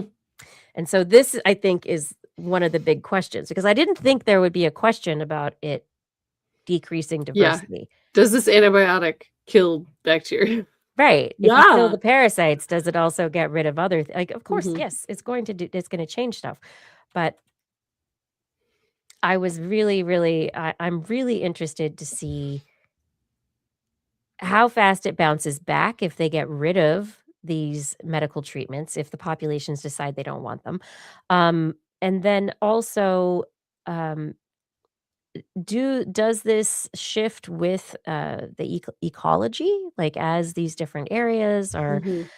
running into climate change and the movement of farming and more urban practices. You I think know, there's big questions. I would be interested in the reseeding process because I feel like after we take antibiotics, we have to go out of our way to take probiotics and to rebuild our microbiome. Mhm. And I wonder if living Do they in have it easier nature, there? yeah, do they actually rebuild it much quicker and easier, Yeah. with a more varied diet, a less like antibacterial environment, I guess. Um, just less clean in general, just Mhm. everything's, like, steam cleaned and antibacterial And soap and right, and there it's alcohol definitely and not right, that level of clean. They're right. still in the jungle. They're a So, village in are the they jungle. going Yeah. to rebound more quickly? I think that's what I'd be really interested in because whatever health benefit they receive from having this really robust microbiome, um, are they able to get it back? Yeah. Or wiping their entire system, did it, like, make them get put in square one and they can't reestablish in the same way because they didn't have Yeah. like the maternal bacteria, not to bring it back to Well, they mom, but had it. They had it, but they just got yeah, it wiped. But does yeah, it come back? exactly. You know, Can they get does it back? just go eat a papaya. I don't know. Yeah, but don't wash it first. Lick the outside. Right. Don't do that. Yeah, and so the question is now, like, as they're living in the jungle, but the medical treatment has affected their biodiversity inside internally, how will this impact other disease propensities? Like, will it make them more likely to have Parkinson's? Will it make it more Oh, likely for sure. them to have other metabolic dysfunctions? Like, Yeah. will this rapid shift, like, will it predict other things to come in their medical histories? But we don't know that for Yeah. sure. But yay! Woohoo! Jeez. Look what, yeah. Okay, that's fun. Let's do some more fun stuff now. Yeah. Okay, for the end of the show, I have 2 things that I wanna put in your eyes. Okay. Okay. What if you could wear contact lenses Uh-huh. that were antidepressants? What? Right. Chemical or physical antidepressant? Physical. No, what? Yeah. Does it work on So colorblind people? probably, because it doesn't have to do with color, it has to Okay. do with light. And these contact lenses that were just reported in Cell Reports Physical Science, they report what they call temporal interference-based transcorneal electric stimulation. So it's a contact lens that enables like stimulation of the corneal surface to the retina, and because the eye is connected to the brain, eventually the brain. Stimulation. Okay. Yeah. And so what they have tested on mice, this is not something that's like a make-believe simulation right now. This is something they have tested on mice, They and that put contact was lenses on mice on mices? yes, they gave lenses to mices. They What? did. Yes. Yeah. Wow. And the lenses on the mices, were able to stimulate areas of the brain that are associated, and they were able to block things, and they, did various experimental, uh, controls to be able to Huh. see what was working, how and where and why. But they showed that this system was able to, through an electrical stimulation, was able to, from the eye, stimulate the optic nerve in a way that connects 2 important areas in the brain, and was able to, reduce inflammation, was able to increase brain growth and connectivity factors, that it was, able to change some of the mice behavior types from Hmm. less bold to more bold, to Mm. more, Risk social positive? risk positive, more social seeking, Huh. um, as opposed to being more isolationist. So there are models of depression in mice, and so they're able to Mhm. use this model. Um, Weird. yeah, I have never heard of anything like this before. So anyway, How they've does it got stimulate the eye? What does that mean? yeah, so they've got these various layers that are like electrodes, gallium oxide and platinum, and flexible that are electrodes, and they integrate into these soft contact lenses. And so part of the thing that these researchers are looking at is like, okay, these contact lenses have to contact the eye so that it's able to actually conform and couple to the ocular surface. So that's a Uh-huh. really important aspect of what they were doing. Um, but they were able to take this mouse model of depression, and basically as these mouse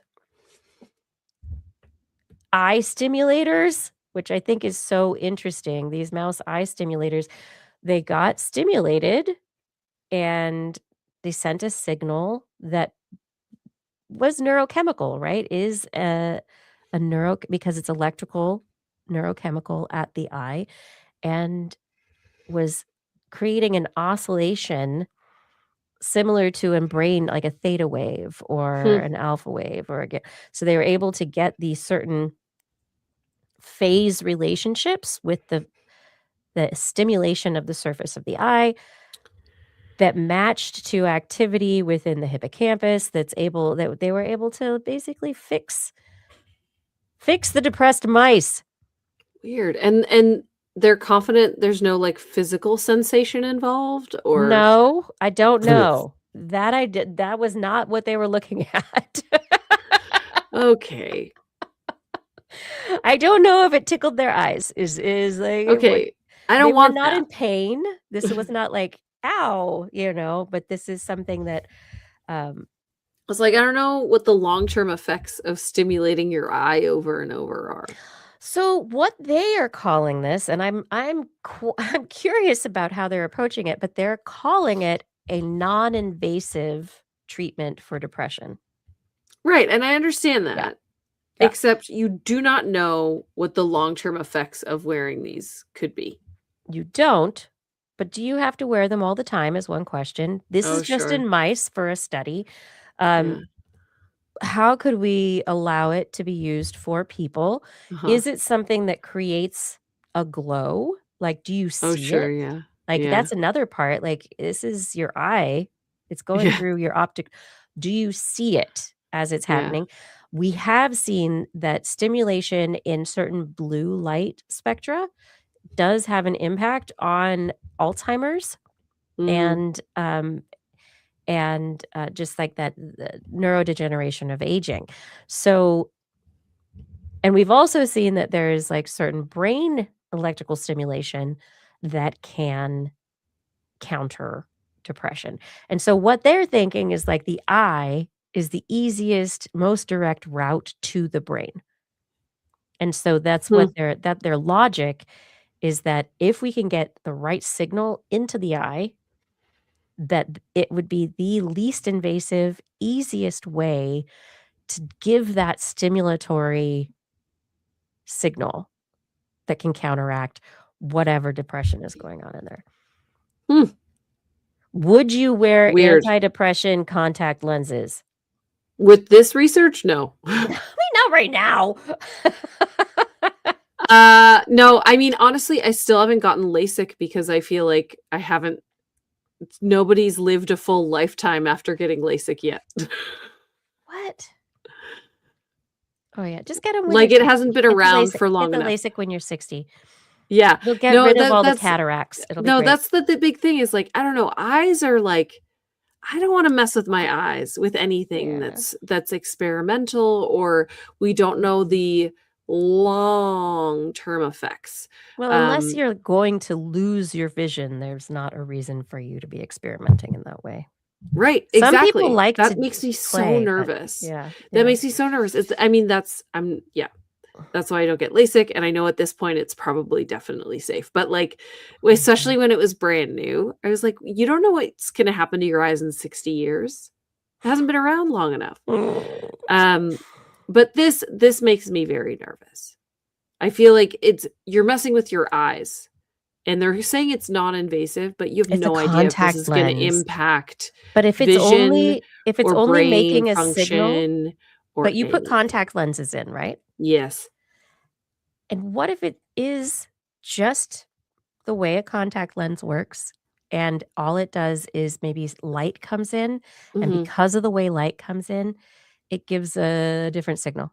Mhm. Like, it adds to the signal, and it's not anything that your eye wouldn't normally it's not like zapping your eye.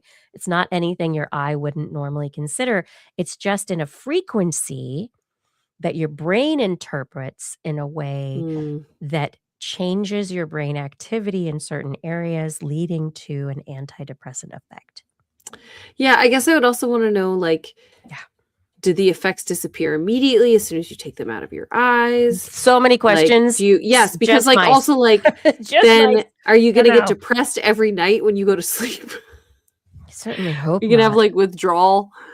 It Man, just, I yeah. don't I wanna don't know. take out my contact I have a lot of lenses. questions. Like, obviously, there are a lot of people who would like to manage depression without like a like taking a pill, right? Mhm. But we have a lot of research, just a huge body of research on how Yeah. to dose it and what works and what doesn't work. And it's taken a very long time and a lot of trial and error to figure out some best practices. And even then, when somebody Mhm. goes on antidepressants, there's an entire kind of trial period to find the exact right dosage and the right chemical and all these sorts of But things. the And like, antidepressants is it's a different story yeah. from well, the chemical treatment is a different Oh, story totally. No, from I recognize it's different. I guess my point is like if you're yeah. trying to treat depression, I think even not wanting to go the chemical route, that still feels safer than this because this is like such a crazy outside of the box option that Mhm. obviously that's what research is for, is to figure out how to move forward, and then you do Yeah. clinical trials and all these things, but it still feels very experimental. It is very experimental, but I feel like this is experimental in a really interesting Mhm. direction. Um, I think a lot of people would be happier to do retinal stimulation than they Mhm. would to take a pill Yeah, or, absolutely. to have to do that every day. So, depending on so many factors that have not been determined yet, because this was a very special study looking only at mice, and that they honestly do not know if they can, like, get this to work on people. How do you get the coupling to the eye? Mm. How do you make it work? Like, there's a lot of things they don't know yet, but it's very exciting. The whole concept of the way that light and retinal stimulation could be used to impact mental health, um, I think it's definitely worth looking into. So, Mhm. as I think Kevin Reardon is saying, I smell a lot of ifs from this. There are a lot of ifs, but I think it's a fascinating number of ifs, right? It's a great rabbit Yeah. hole, and Yeah. I'm looking forward to seeing it, continue. And my final study for the night is something else I wanna put in your eye. It's plant. Okay. A plant? I wanna put plants in your eyes Ouch. now. Yeah. Um, Pollen? No, thanks. no, so this study I think is so weird, and, like, I think this study is even weirder than the contact lens study. So, this is in Cell, which is the big Cell Press journal, and basically these researchers were putting photosynthetic plant parts in mammal eyes, basically just to see if photosynthetic plant parts could be put in mammal eyes and add to ATP formation and other, like, create more energy for eyes. Why? Because light goes in the eyes, and if we could photosynthesize and have more energy in our eyes, wouldn't that be great? Just to power our body? Our eyes, and maybe get rid of inflammation in our eyes, and maybe make our eyes better, faster, stronger. I What? So your eyes could go faster? I don't I get don't it. know. Okay, so so these researchers, yes, so they took what's called the thylakoid grana, and they are, part of the photosynthetic system, intracellular system that can be taken this leaf system, light reaction enriched thylakoid NADPH foundry. Of course, foundry. Why not? Because you needed F to be F leaf. Anyway, um, they took this thylakoid system. The thylakoid organelle in plants is responsible for photosynthesis. Photosynthesis is responsible for the electron flow through plants that converts carbon dioxide into oxygen, and in the process creates photosynthesis, which the NADPH is involved. And if people are getting older, you might have heard about like NAD plus. we have cells that use NAD, NAD plus, NADPH. This is all involved in the fast metabolism of our cells. And so NADPH is good for energy for our cells. It's great. Um, and what they say here is that their results establish a strategy for using light as an energy input in mammalian metabolic systems and suggest a possible cross kingdom endosymbiosis like interaction in which animal cells derive functional benefits from plant derived photosynthetic neoorganelles. Hmm. So basically, what they want to do is put plant cells in your eyes so that the light that comes in your eyes doesn't just help you see, but also helps your eyes be more powerful. I still don't understand what that means.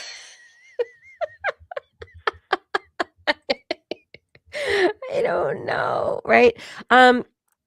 Yeah, if you can have more ATP and everything, like maybe it won't just stay in your eye, maybe it can be transferred to other parts of your brain or your self.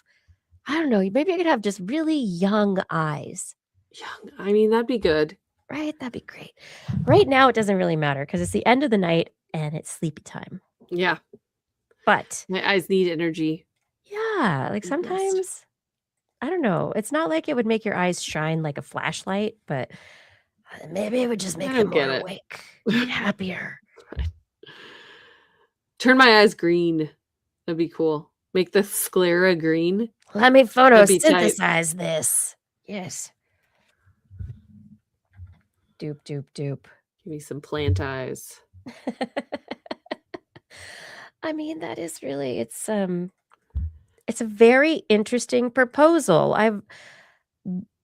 We adapted so that everything's internal. We use sugars and fats and everything to like burn to get our engine burning and revving and everything. But plants do that, but they also use the sun. It's not to say that we couldn't. We have the same machinery to a certain degree. And so this is what it's getting at is like, why can't we be like the sloth that has the symbiotic relationship with the photosynthetic organisms in its fur? Yeah, it's not in its eyes though. But it's just like on its hair. It's like very superficial. What if it were in its eyes? What could that sloth do? See faster. Yeah, it's more like coral, I would say. Coral have the photosynthetic algae living in them. Right. What does that do It's for more them? like that. Yeah, it gives them energy. There you go. But they do not have eyes. I don't know why they needed to put the photosynthesis in the eyes. Why can't we put 'Cause the the sun? photosynthesis in the skin? Oh. I mean, I would prefer you put the photosynthesis in the skin. Yeah. Have a cool tattoo of a plant. Have a tattoo of a plant that gives you photosynthesize. energy. Oh my god, that'd be so cool. And you're like, I make my own oxygen. Yeah. I love it. That's awesome. Man. Like a tattoo of your favorite plant and it gives you energy. See, from I the think sun. there are directions this idea could go. I think it is in the eyes. I'm thinking it's limited, but Mhm. maybe being in the eyes, it could help with brain health and function as you get older. Yeah. Like Just maybe it don't could mess with help. my eyes, please. I'm not into it. Yeah, I know. I hear you.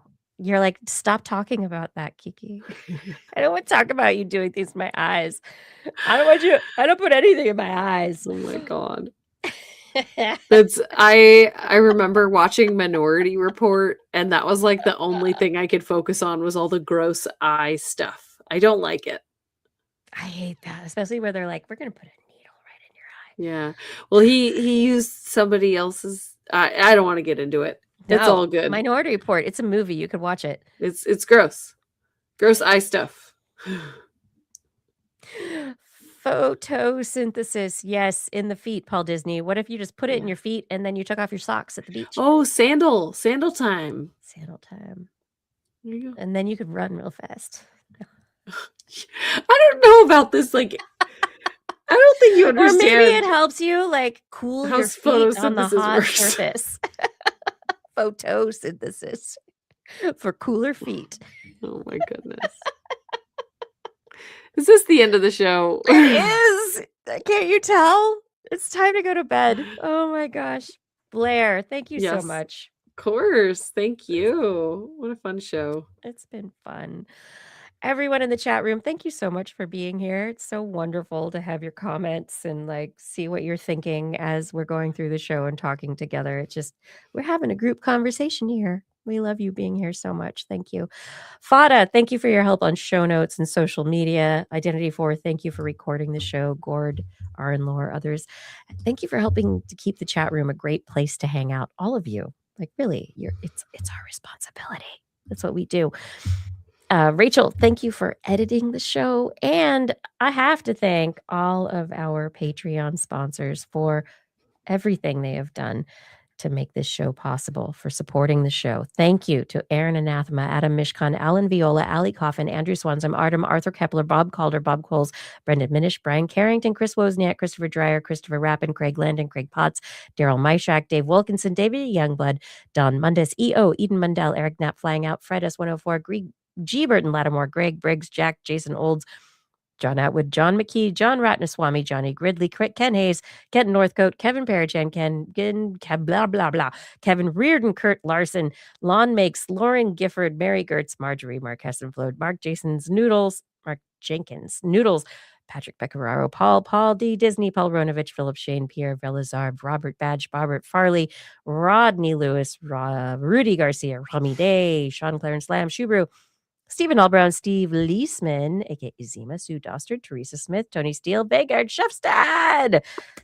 Thank you. Thank you for all of your support on Patreon. And if any of you who are not currently supporting us on Patreon enjoy the show for what we are doing and how we're here, please consider heading over to twist.org, clicking on that Patreon link. I know it's step. There's a few links in the road.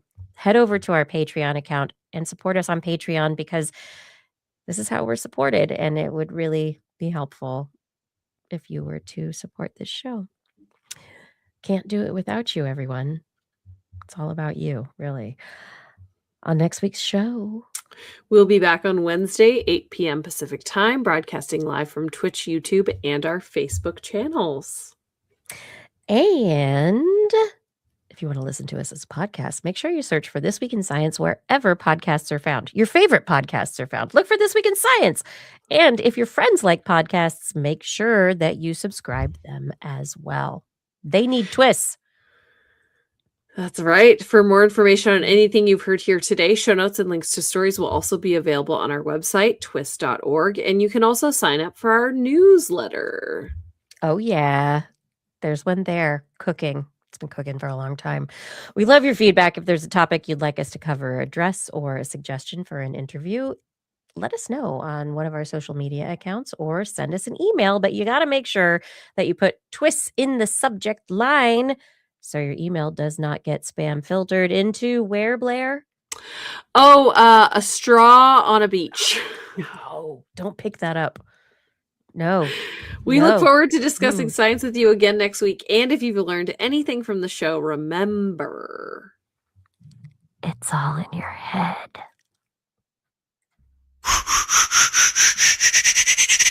This Week in Science. This Week in Science. This Week in Science. This Week in Science, it's the end of the world. So I'm setting up shop, got my banner unfurled. It says the scientist is in, I'm gonna sell my advice. Show them how to stop the robots with a simple device. I'll reverse global warming with a wave of my hand. And all it'll cost you is a couple of grand. 'Cause this week's science is coming your way. So everybody listen to what I say. I use the scientific method for all that it's worth. And I'll broadcast my opinion all over the earth. 'Cause it's This Week in Science. This Week in Science. This Week in Science. Science. This Week in Science. This Week in Science. This week in science. I've got one. Bam, bam, bam, bam, bam, bam. We're 15 minutes late. Say goodnight, Kiki. Yeah, it's bedtime, everyone. Say goodnight, Blair. Good night, Blair. Yeah, good Say night, goodnight, everyone. Kiki. Yeah, There good night, you go. Kiki. La, la, la, la, la, la, la, la, la. Thank you for joining us for another episode. So great to have you here. Yes, whoop. Evidence-based knowledge. That's right. Whoop, whoop. Thank you, Pepsi Colas. Thank you for being here. I'm glad you had a good time, Paul Disney. I had fun. Oh gosh, here, it's contact lenses that treat depression in city raccoon gangs and photosynthesize too. Thank you, one by land. That's great. Yeah. I love it. Let's put it all together. Yeah. Yeah. But it is time for bed. So everyone, thank you for joining us. Thanks for being here. Really appreciate your time. And we will see you again next week. Bum, bum, bum. Stay healthy. Stay safe. What is it? Memorial Day weekend in the US this week? So Yeah. everyone, like 4th of July, don't blow anything up that involves your fingers. Be Don't safe. drink and drive. Don't drink and drive. Don't get in water that's too cold without a flotation device or too Watch your rapid. child around swimming pools also is a good Yeah. one. Flotation devices are your friends. Also CPR training. But anyway, barring that, stay lucky and stay curious. We'll see you next week. Good night. We'll see you there.